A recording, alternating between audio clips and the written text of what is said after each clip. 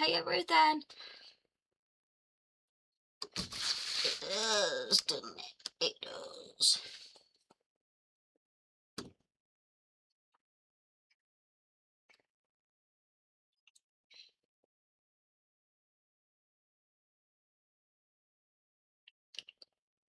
Oh, in my breath.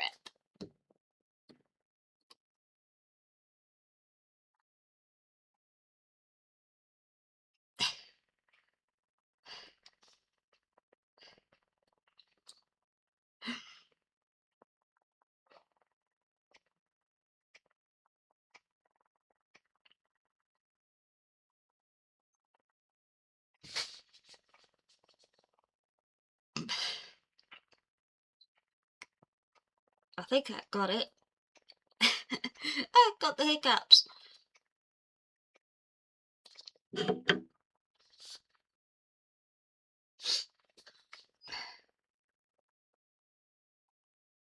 Ready to meet your personal trainer? Oh. Well, don't overdo it, my dear.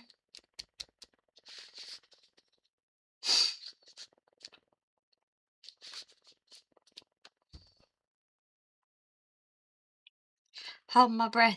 I did. I had the hiccups. Gary heard it. It's like, what the fuck was that?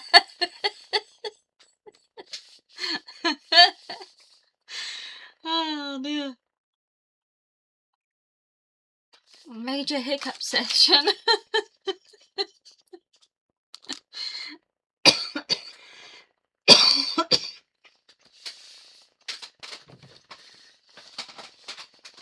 We've been busy. We've been busy since I got back from the shop, from town. Holy crapola. Oop, too high.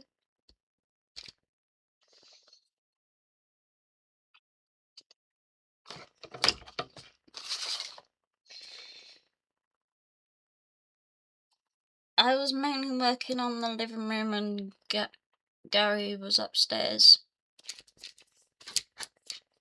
sorting things out up there. So we've been a little bit busy this afternoon.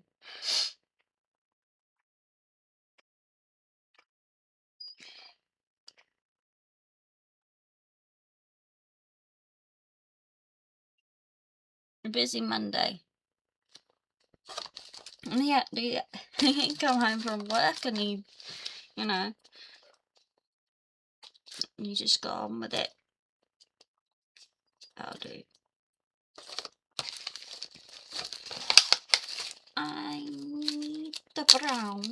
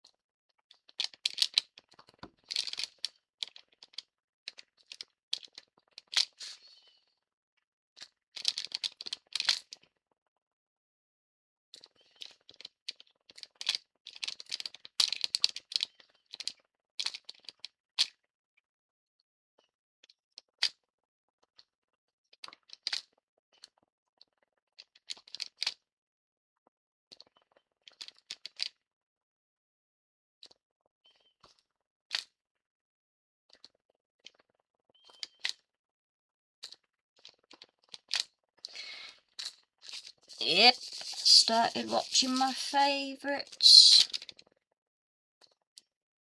My favourite movies for Halloween.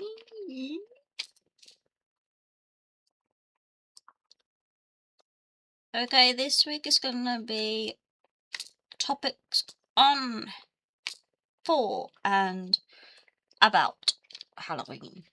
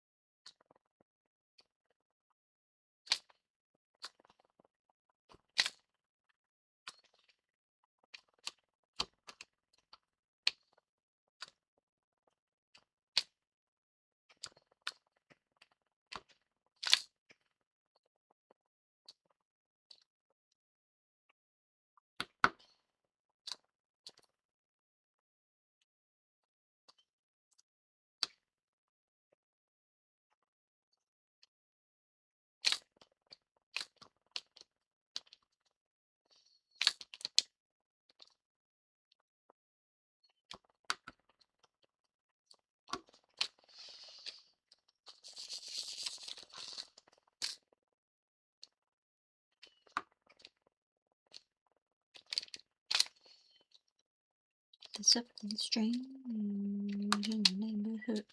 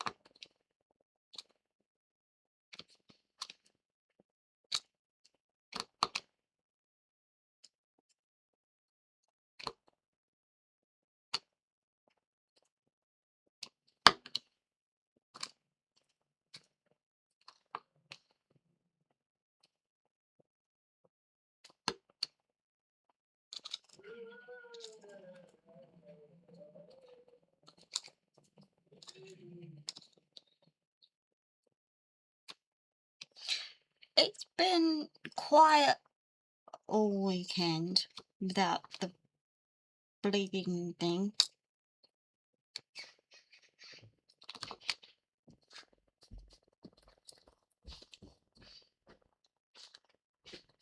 Right. What the fuck are we having for dinner? I ain't got a fucking clue. Well, I haven't either. Hi, Mum.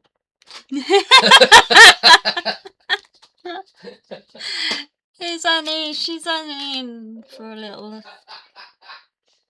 Hi, Mum.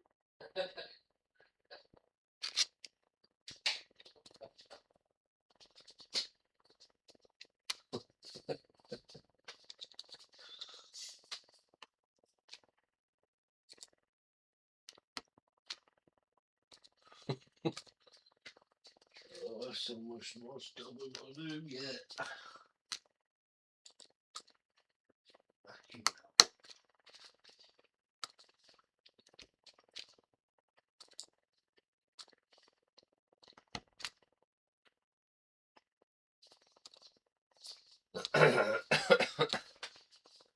Hi, Rayfad. How are you doing?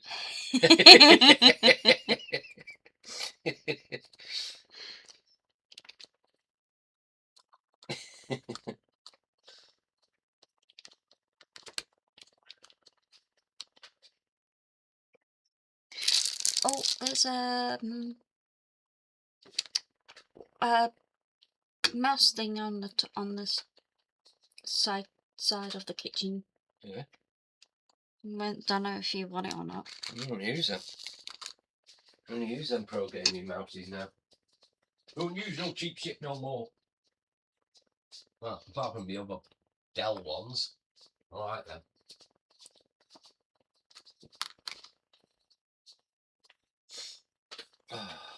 No, it's just in case.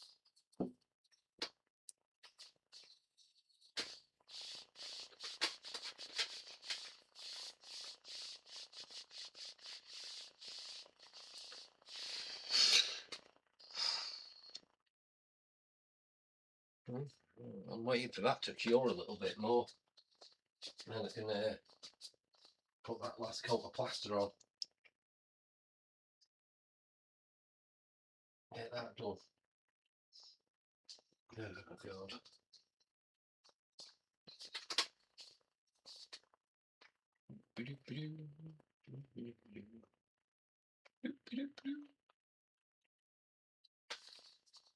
I don't know what to make for dinner.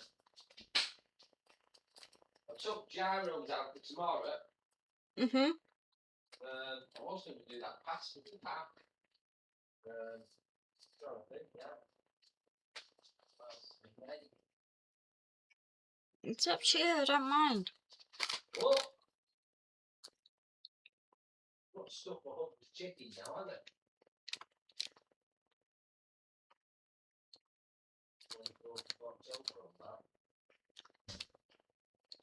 Because I took the fucking gyros out now.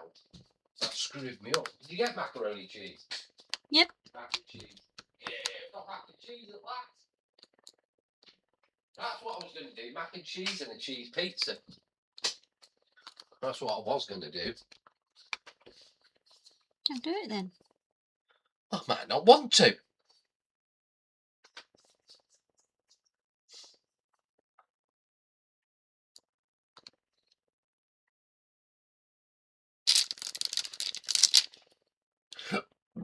Excuse me.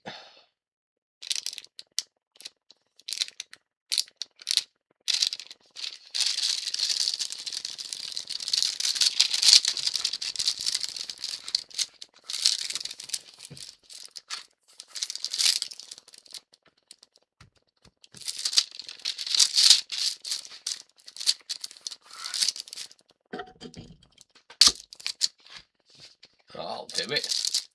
Yep. Put a brick on it. Right. That's that box. Put those back upstairs.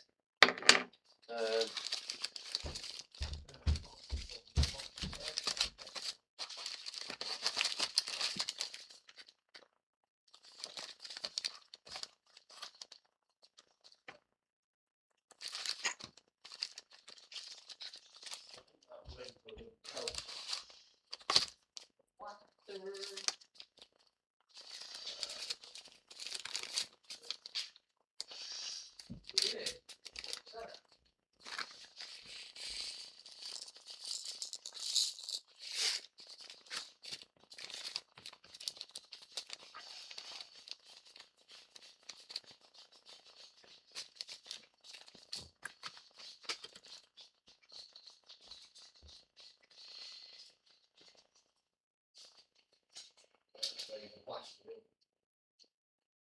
Ready for plastering.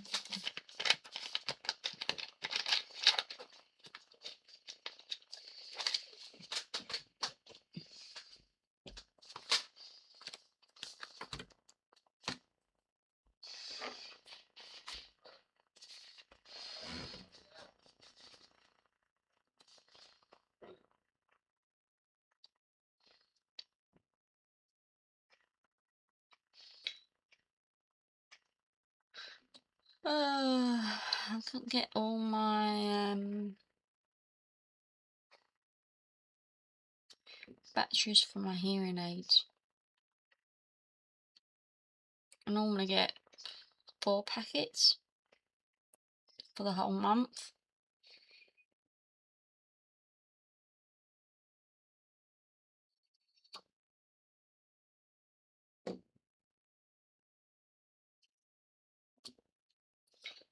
Hidey-hi-ho-de-ho.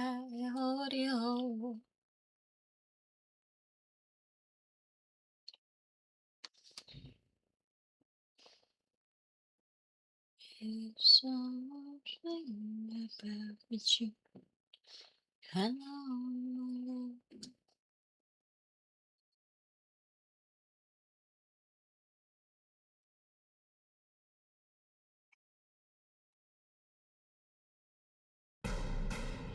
In this world,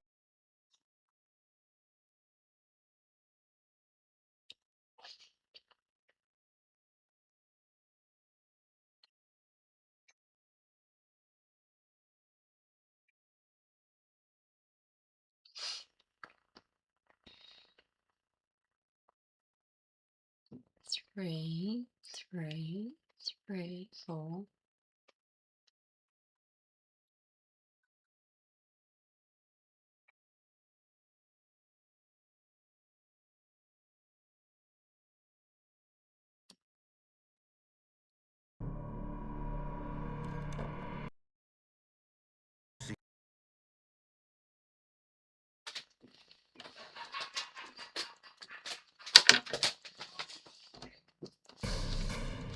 in this world, there is real evil. In the darkest shadows and in the most ordinary places. These are the true stories of the innocent and the unimaginable. Although Rebecca Lennox enjoys a fairy tale life, she harbors a dark secret that could rip it apart. She keeps it hidden until a barrage of terrifying visions launches her on a collision course with her past and an intense battle with her ultimate fear.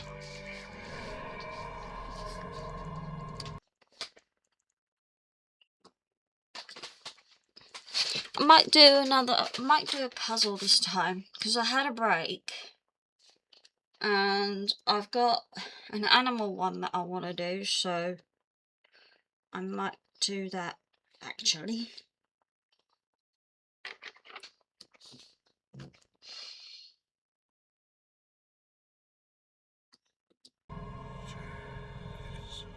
Between the world we see and the things we fear, there are doors. When they are opened, nightmares become reality. The Christmas one I'll probably end up starting that in November. Some believe there are restless, earthbound spirits who drift aimlessly, unaware that they are dead, all the while seeking comfort from the living. But when lost souls are ignored, they sometimes get angry and must break through the physical realm to make their presence known.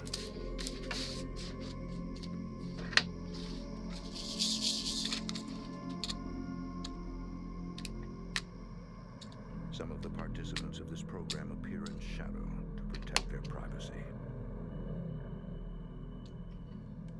She was an angel. Good night, Becky. Okay, see you In the fall later, of my sweet. 1974, 7-year-old Don't Rebecca overdo it Mallory now. lives in the New Jersey suburbs. Like all parents, her father, New Jersey police officer Sergeant Bill Mallory, worries about keeping her safe and happy.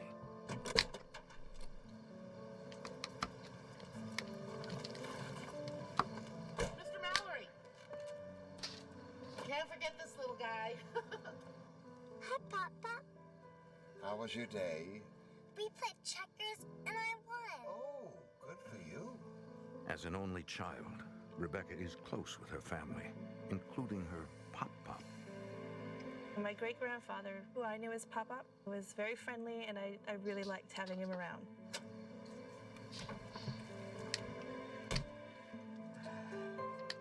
Buckle up, Mike.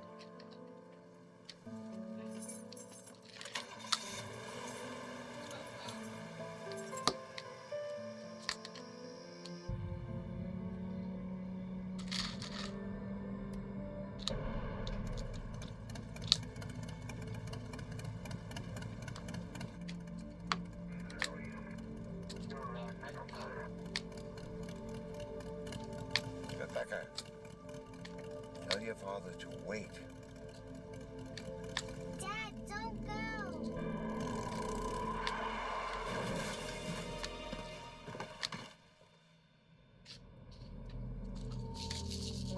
motorcycle was laid out on the ground. And the driver was a good few feet away from the bike. Stay in the car. Dispatch, I got a 901 at the intersection of Main and Mendham Road.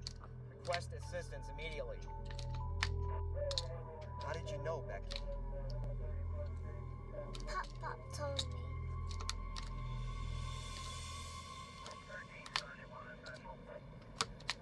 Honey, Pop has been dead for 5 years. He died when I was 6 months old.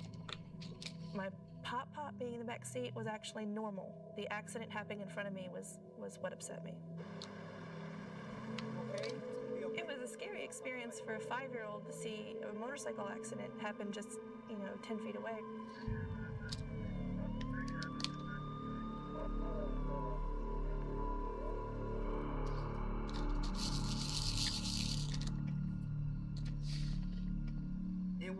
It was bizarre. Keep your voice down. Huh? The strange incident troubles Rebecca's father. Tell you, Jerry, the kid sees things. My mother insisted to my father, her exact words were pretty much, "I'm telling you the kid sees it. I'm telling you the kid sees things." Maybe she has a gift. Papa did. I mean, he knew when he was gonna die. And the week before he died, Pop made arrangements for it, announcing that he wouldn't be around after the weekend. I don't buy it. He died on a Saturday afternoon, just like he said he would. Don't start that. You know I don't believe in that stuff. It made me feel like a little liar.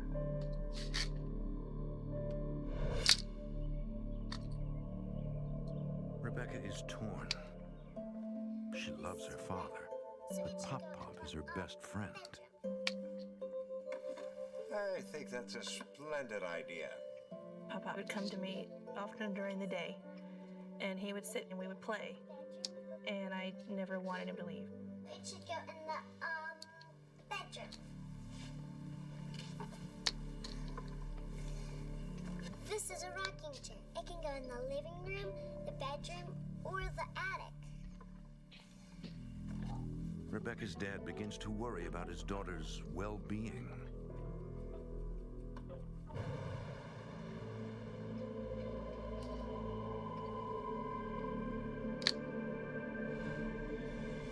Over the next year, Rebecca grows into a well-adjusted young girl, but continues to see spirits that others cannot see.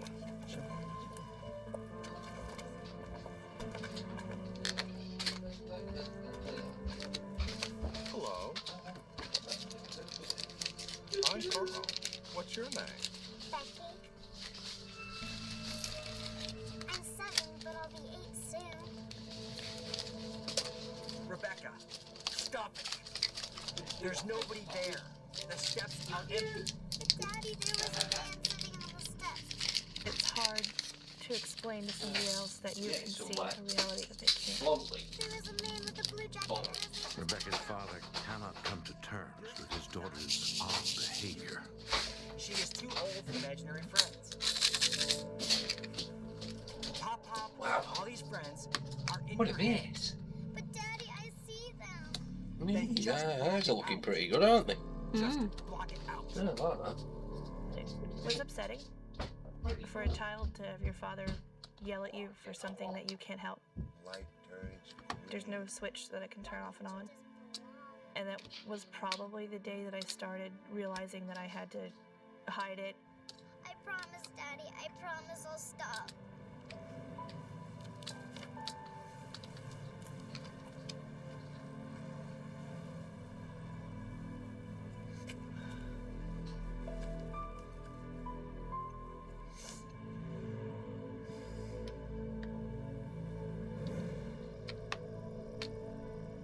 My teenage years and early 20s, I just kept it completely to myself. If I saw something that nobody else saw, I would just look away and carry on as if I didn't see it. Rebecca gets married in 1995, and years later suffers through a bitter divorce.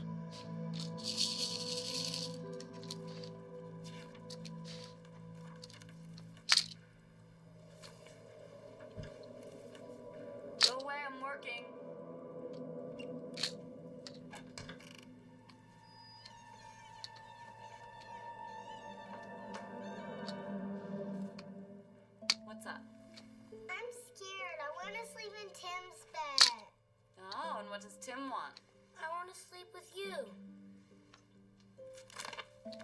Okay, get in. In 2002, Rebecca moves to southeastern Virginia with her 2 children, 7-year-old Tim and 5-year-old Hannah. All right. You guys settle down, okay? Or you're going back to your bed. It was easy for me to ignore everything while I was a single mom following my divorce because I was working 50 hours a week and raising 2 babies. At this point in her life, she's become an expert at blocking out any unwanted visitors.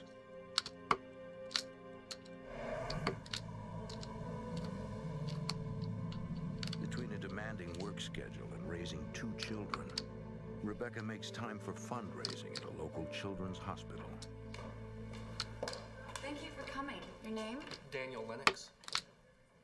In early 2003, Rebecca meets Daniel Lennox, a successful dentist in the area.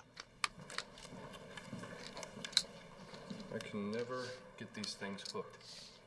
Here, let me. The two feel an immediate attraction. Thank you. Rebecca. Thank you. I was engaged to be married when I met Rebecca, and we really hit it off, and then I ended up breaking off the engagement, and we started dating. What?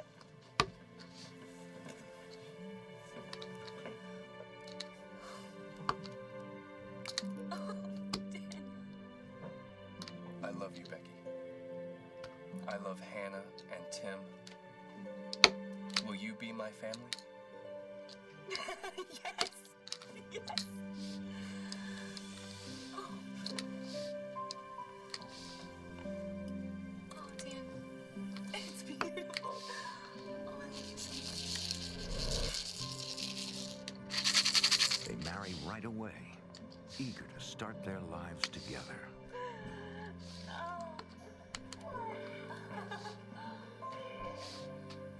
After Daniel and I got married, we moved to a new house. We started talking about maybe having a baby. Everything was great. Life was good. Daniel is a devoted husband and a loving father to Tim and Hannah. We pretty much became your typical ideal family.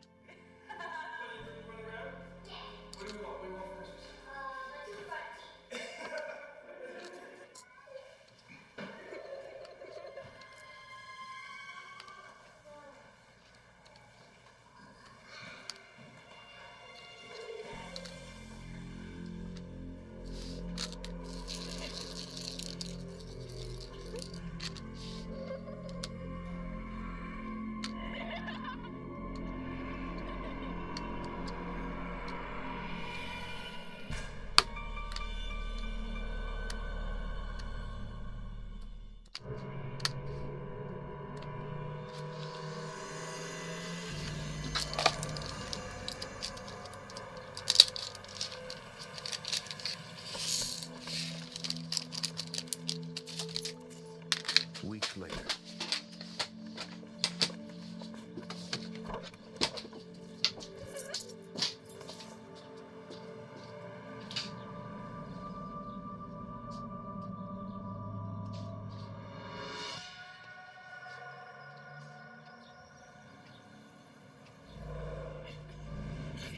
when I first saw him, the hair on the back of my neck stood up. You get that chill, and it's almost like you're too afraid to move. I didn't want to acknowledge that it was there. Block it out. Just block it out.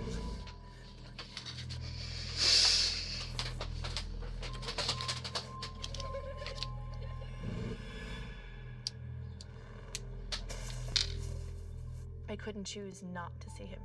He was there regardless. Rebecca is terrified. For some reason, she cannot block out the spirit.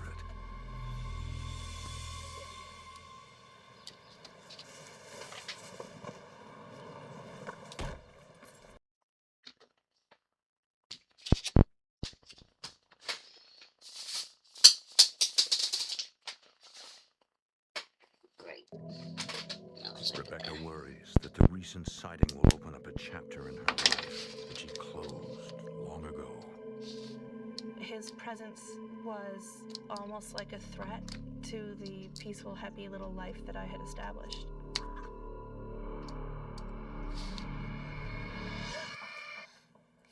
Mom, can I watch TV? You know what? Dinner is almost ready, so go wash your hands, okay?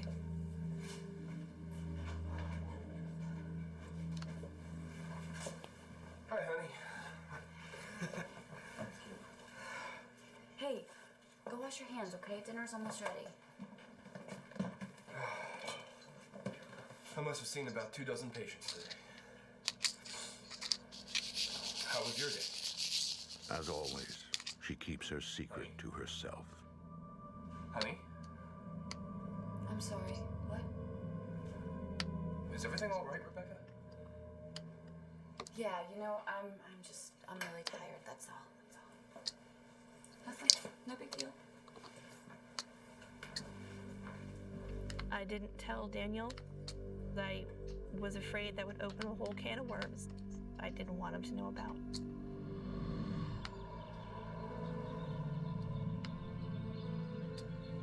As the days go by, Rebecca hides her fears and tries to keep things as routine as possible for her family.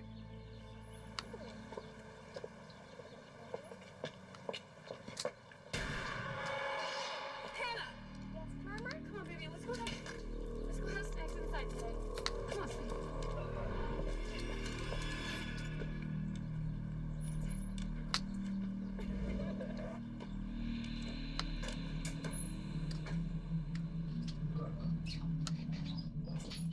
Just have a seat at the kitchen table.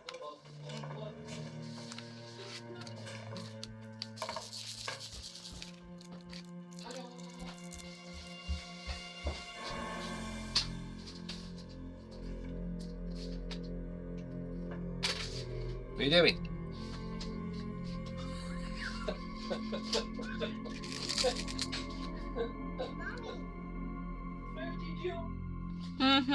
Sorry, honey.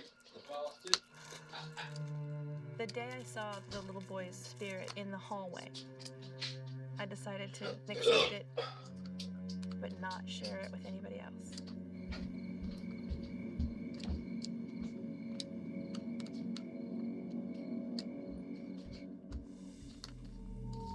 Daniel senses that something is bothering Rebecca.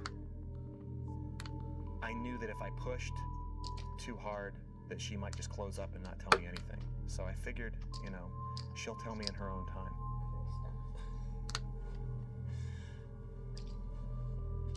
I was afraid that my husband would either not believe me and think that I was just crazy, or he would believe me, but would react in the same manner that my dad had 20 years ago.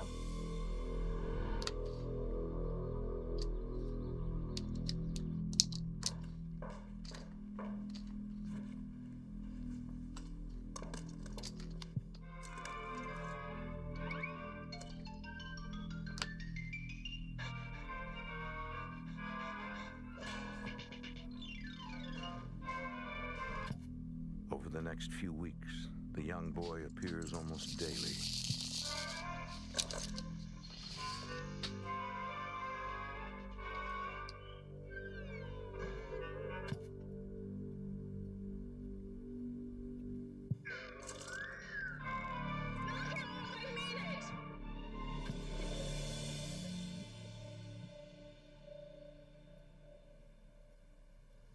I got fed up and I yelled at him to stop.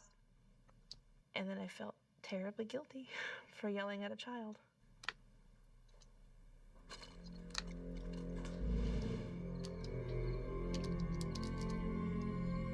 Later that night,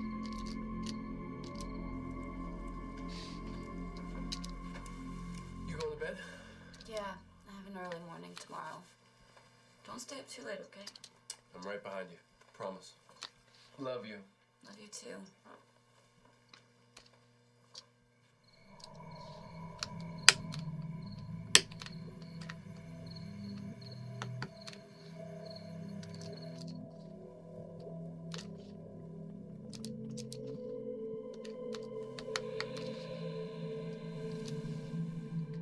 I felt somebody tugging at my blanket. Tim?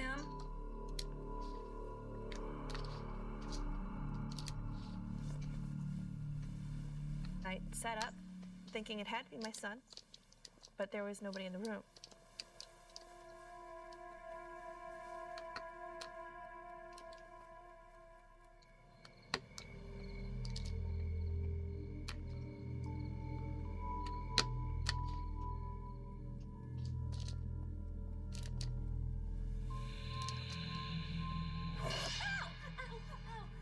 Rebecca feels a strange pressure on her lower leg. It hurt the boy. He was giggling, not a sinister giggle, nothing evil, just like a little kid would giggle. She discovers a tiny bite mark. The bite mark looked like a small mouth, and you could even see where the top 4 teeth were all misaligned and crooked.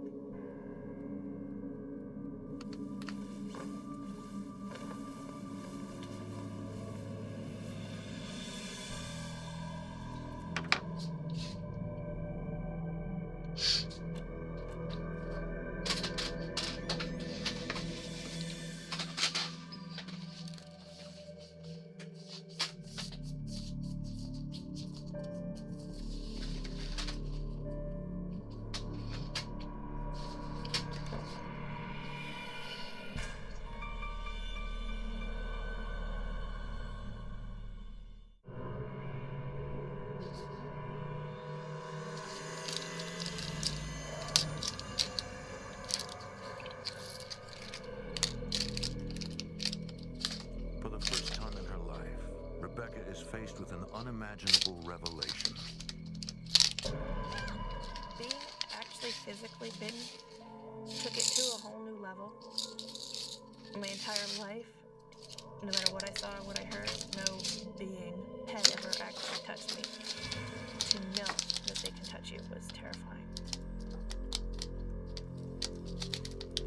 Couldn't sleep without me, huh? I was afraid of what my husband would think if I told him. Rebecca? What does this look like to you?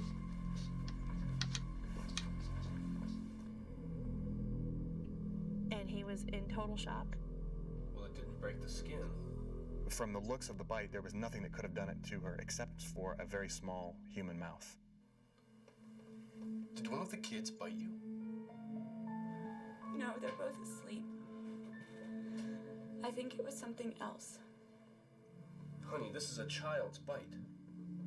I can see where one of the front teeth are crooked. Rebecca, what's going on? And I told him I think a ghost bit me. I keep seeing the spirit of a little boy out by the tree line. Rebecca still can't bring herself to reveal everything to Daniel. I was too afraid and too confused and too scared to go into anything further than that at that time. Daniel, but I swear it's true. I see him as clearly as I see you. I didn't know what to think. I didn't know how to react. I had never been faced with anything like this before. Why didn't you tell me? I was afraid you'd think I was crazy. The presence of the bite mark is contrary to everything Daniel believes. I didn't want to believe it was something paranormal, but faced with the evidence, I didn't know what else I was supposed to believe. No, Daniel, what are you doing? Daniel insists on getting professional help, but Rebecca is resistant because she doesn't want him to know any more than what she has already told him. And I didn't want this to happen again. That was the main thing. I wanted answers, and to that end, to protect my family, the only thing that I knew to do was to contact somebody that knew more about these things than I do.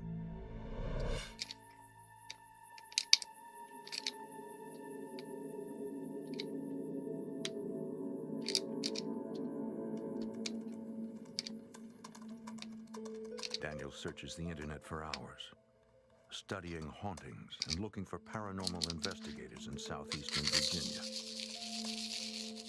He finds a group with solid credentials, the Center for Paranormal Research and Investigation, a non-profit organization based near Richmond. Daniel contacts the group and sends them the digital pictures.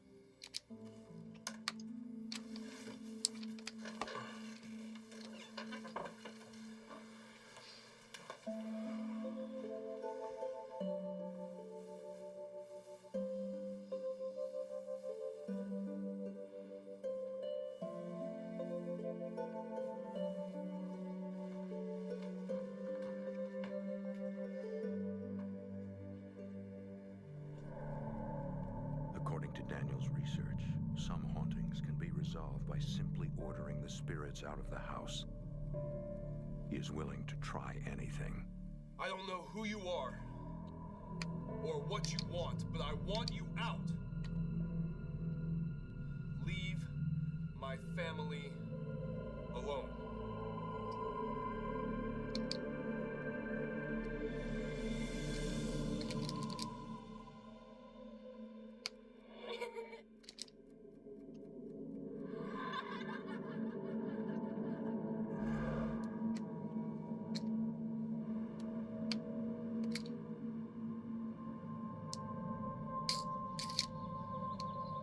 A week later, an investigator from the Center for Paranormal Research and Investigation comes to the house. Here are the photos I took of the bite mark. Can I see the actual bite mark? It's not there anymore. I see. Mrs. Lennox, is this the first time you've experienced paranormal phenomenon? Yes, but it was no big deal. Rebecca, he bit you.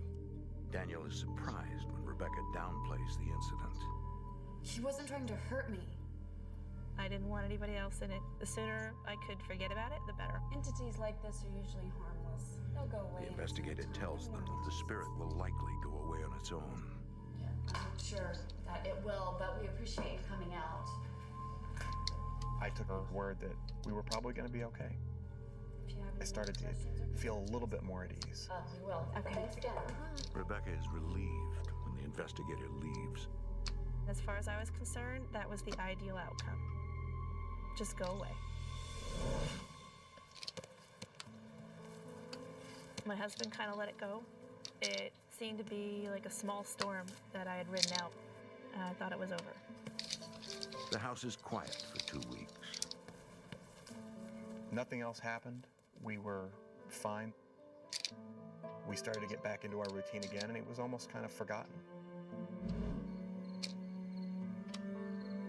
Once again, Rebecca hopes to put the past behind her.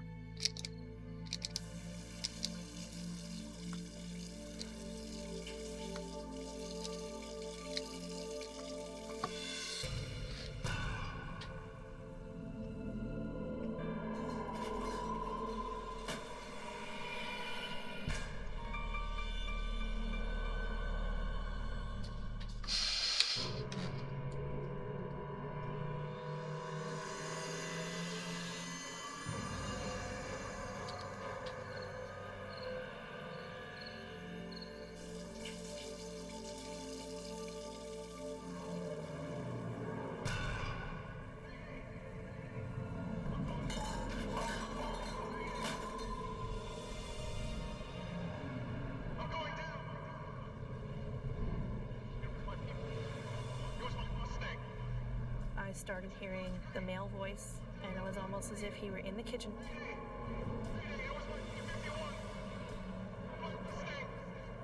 And this male voice seemed to grow closer to me, almost right behind my head.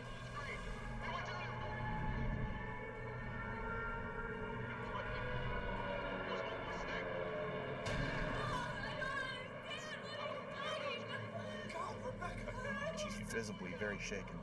And she kept asking me, "Don't you hear him? Don't you hear him? Can't you hear that?" And I said, "No, I don't hear anything." And I didn't.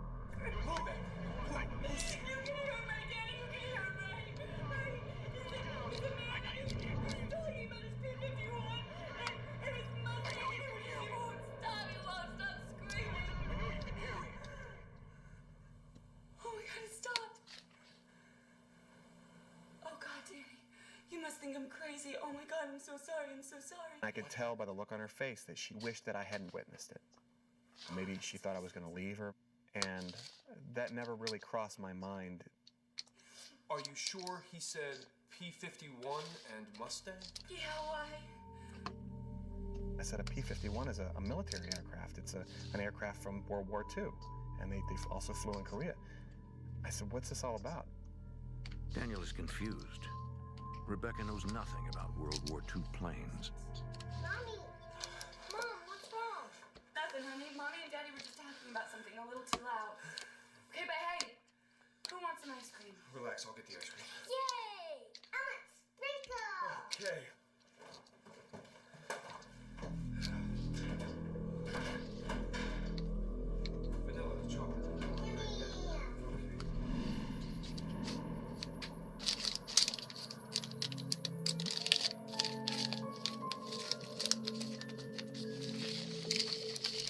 Not sure what to do, Daniel searches for any information he can find on P-51 aircraft and possible crashes in the area. When Daniel was trying to come up with some kind of logical explanation as to what had happened, I was thinking, oh my God, he is going to completely demand that I go see a psychiatrist and they're going to medicate me, and that's the end of that. This is over. Does this picture mean anything to you? No, nothing at all. Rebecca's relieved that Daniel believes her, but she refuses to dwell on the incident.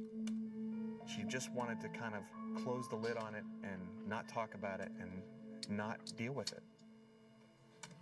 I was upset and angry because I couldn't fix this problem and I couldn't help her. In the days that follow, Rebecca starts to withdraw from Daniel. Hey, Hannah, open it up wide so we can get the leaves in. Good. I was afraid that I had just begun a downward spiral.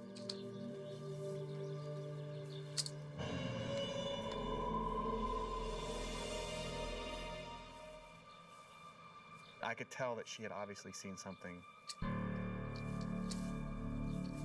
Rebecca?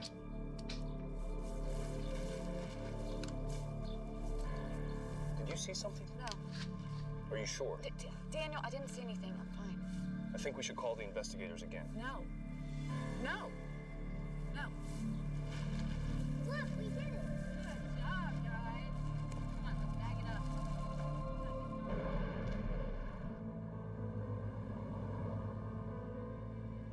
One day while the kids are in school, Daniel takes Rebecca on a day trip to nearby Williamsburg, hoping to take her mind off of things at home.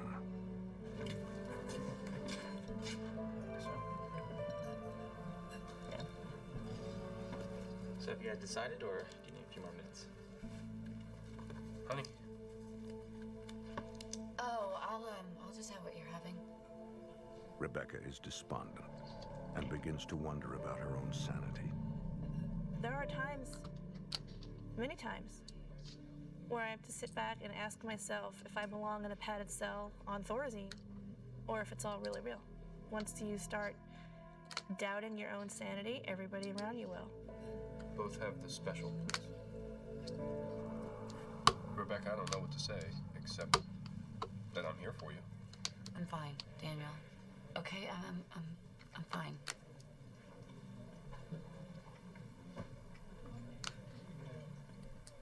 People can only take so much.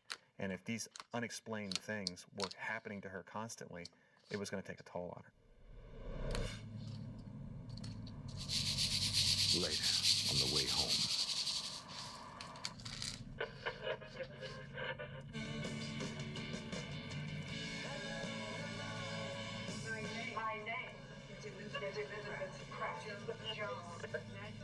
Rebecca hears the voice of an old woman. Daniel hears nothing. Where is my china? For my receipts?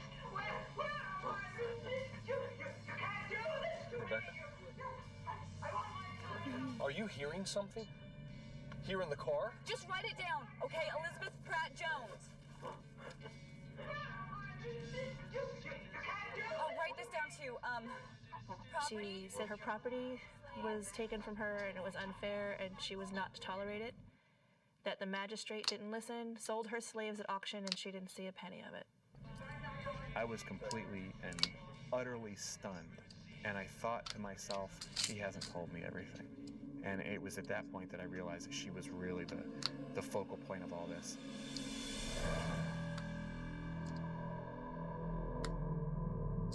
That night, Daniel doesn't push. He gives his wife some space.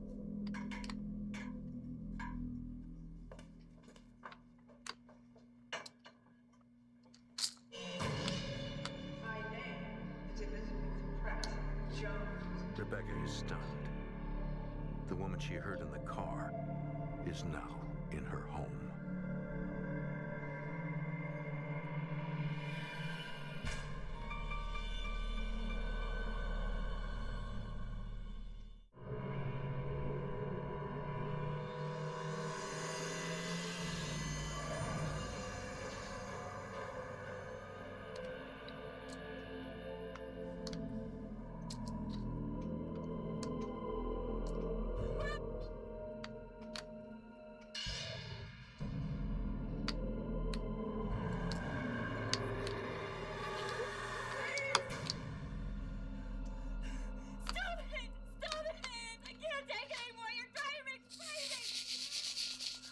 What's wrong, babe?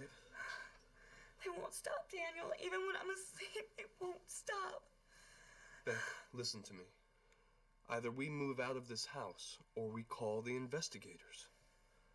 It's your choice. Call the investigators.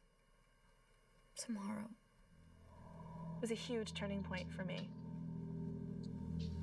I was tired of keeping it to myself.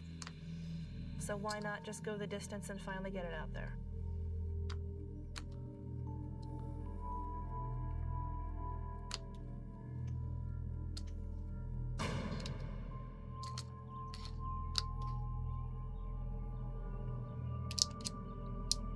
In the morning, Daniel calls back the Center for Paranormal Research and Investigation. Your group analyzed our house. He speaks with the new regional director, Tom Varanus. I just took over as director. Varanus is a scientist. He worked at NASA as an aeronautical researcher for 35 years. My work with NASA gave me a good solid background in studying scientific research. What we are looking for is the possibility of proving paranormal activity does exist through instrumentation and through scientific research. Varanus agrees to meet with the couple and run a few tests on the property.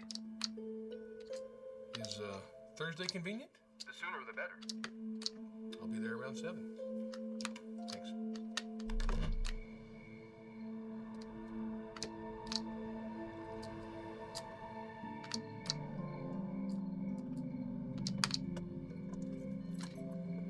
Varanus calls upon Melissa Kepley to help with the investigation.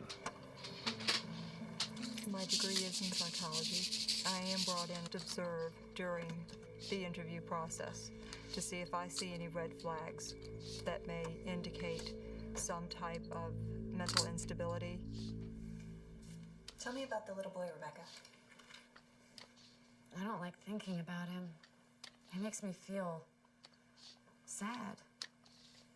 When he was a child, he wanted attention, and I yelled at him to go away. I believe Rebecca and Daniel wanted some type of physical verification that what she was experiencing was in the environment, that it was not in her head. Did he frighten you? No, the only thing that really scared me was that I could see him, but nobody else could. The one that I was shocked that Rebecca was revealing as much as she was to the investigators. And I wasn't so much shocked at the things that she had seen and heard. I was more shocked that she was willing to tell all of these things that we had just kept between ourselves for so long. With your permission, we'd like to set up some equipment to take some EMF readings inside and out. Yeah, go ahead. Tom and Melissa use electromagnetic frequency meters to monitor fluctuations that can signal the presence of a spirit or entity. They must investigate every source of the EMF readings before they can determine whether the fluctuations are caused by something supernatural. We decided that it was a good idea to check around the outside of the premises just in case there may be something causing EMF readings, because we were spotting some EMF readings that were changing periodically over time.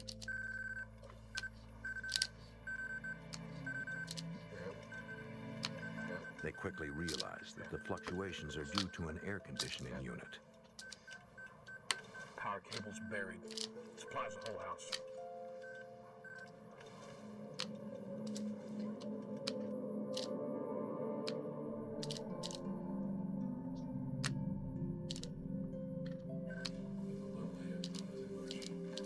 Most of the EMF readings recorded around the property prove inconclusive. So Tom and Melissa try using a compass. EMF readings can be done with a compass. A compass will pick up a magnetic field and will cause it to move.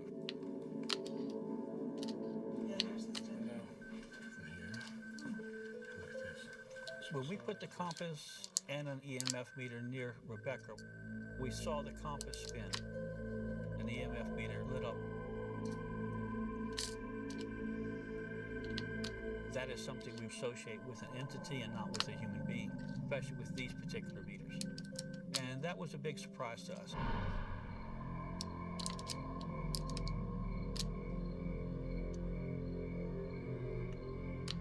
We didn't get any indication that the house is haunted per se.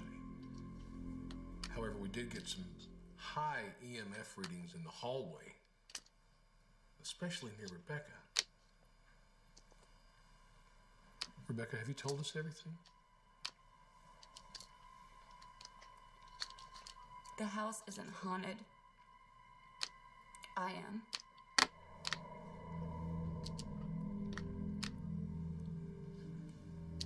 I've seen entities, spirits, whatever you want to call them, ever since I was a little girl. I did tell them everything, from my great-grandfather as a young child in my room, to the accident, straight on up to the pilot. Ever since we moved in here, I haven't been able to ignore these things like I used to. And when I couldn't ignore the little boy, and then I couldn't ignore the pilot, and then Elizabeth, I panicked. I was finally able to say, there it all is. There's everything.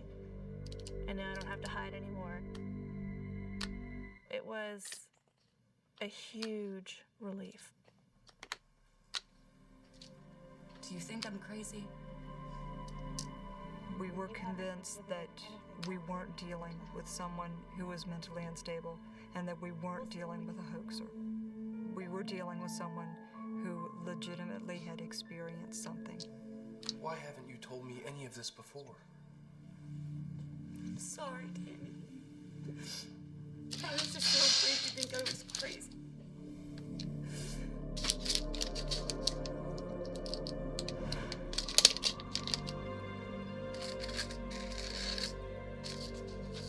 Because of the lack of physical evidence, the investigators follow up with additional research at the College of William and Mary.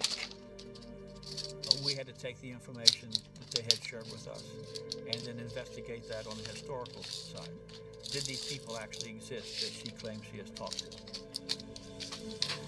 If we could prove that they existed, now we had something that was quite interesting to everyone.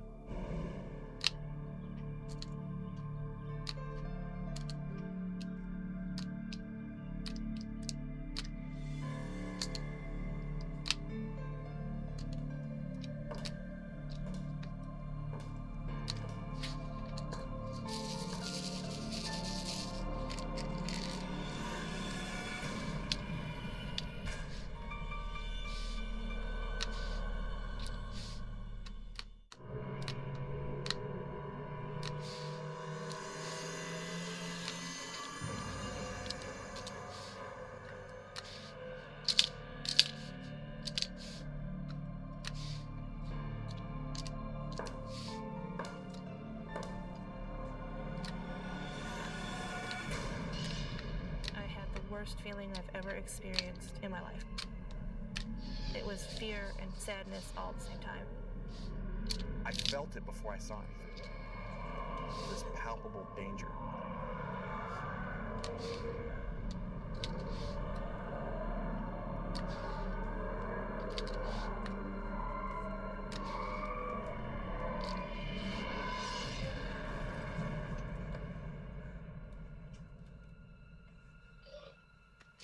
As it passed out the door, the feeling of dread went away.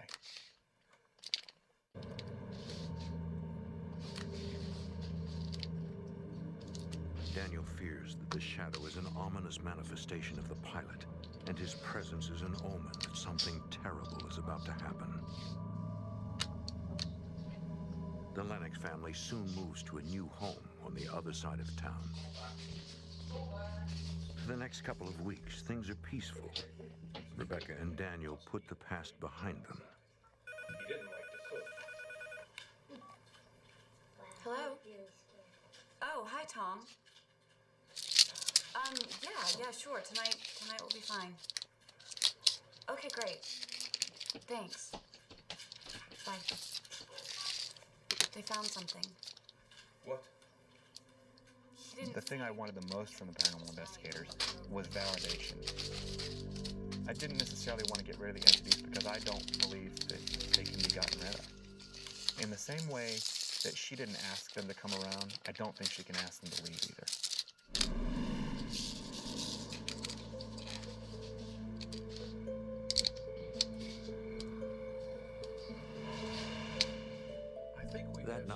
Rebecca and Daniel meet with the CPRI team. This article is from the Daily Press. It's dated March 16th, 1950. Two pilots ferrying P-51 Mustangs crashed 600 yards from the couple's former home. That's amazing. Before revealing the rest of their findings, Baranis has some questions for Rebecca.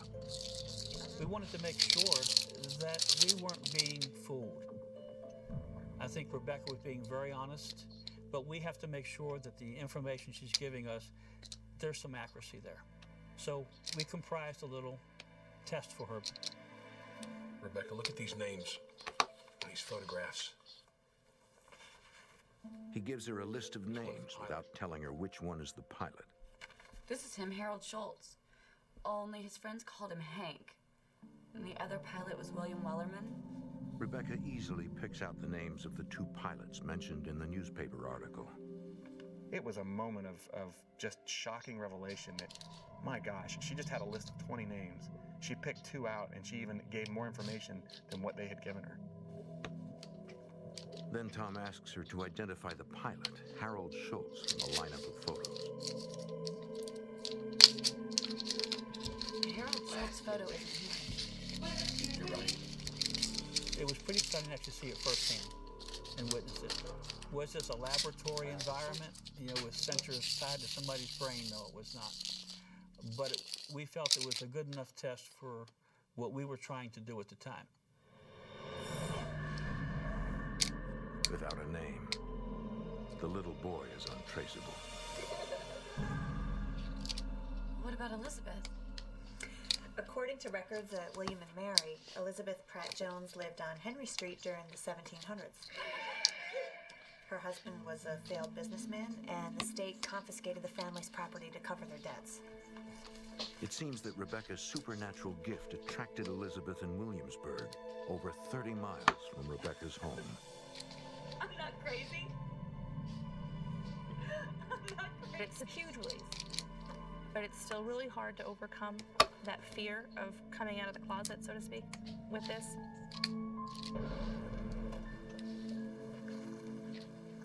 Since the move, Rebecca has not seen or heard the little boy or the pilot. She believes that their spirits are somehow connected to the old house, and they were drawn to her because of her sixth sense.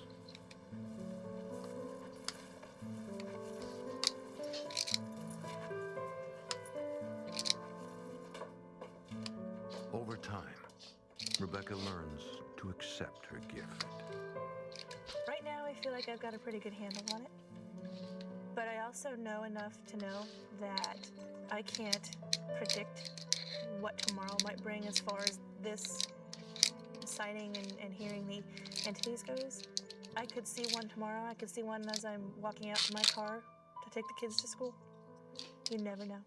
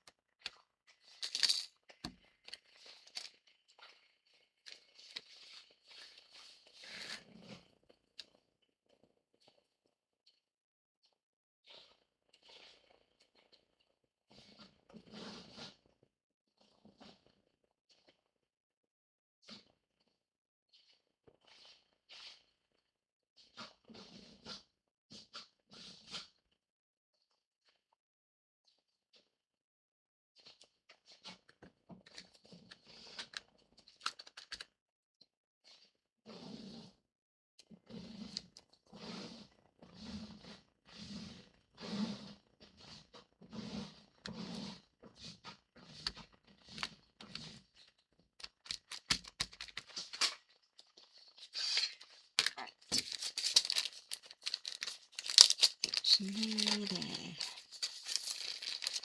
Nearly there. Right. I will be live later on, so I'll see you guys then. Lots of love and take care. Bye, everybody.